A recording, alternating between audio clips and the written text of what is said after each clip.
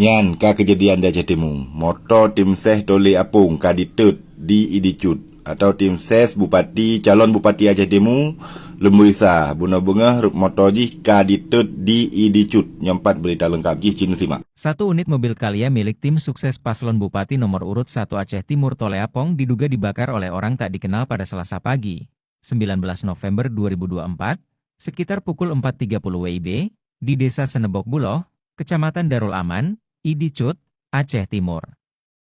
Dikutip dari situs berita metropesawat.com, mobil yang dibakar milik Muhammad Nazir yang merupakan ketua jaringan anak syuhada Aceh daerah 3 ID. Nazir bersama warga sekitar berusaha memadamkan api yang semakin membesar, namun usaha itu tidak membuahkan hasil hingga seluruh badan mobil hangus dilahap api cemburu. Saat ini, di lokasi kejadian sudah dipasang garis polisi oleh anggota Mapolsek Kepolisian Darul Aman, hingga berita ini diunggah belum ada keterangan resmi dari pihak kepolisian.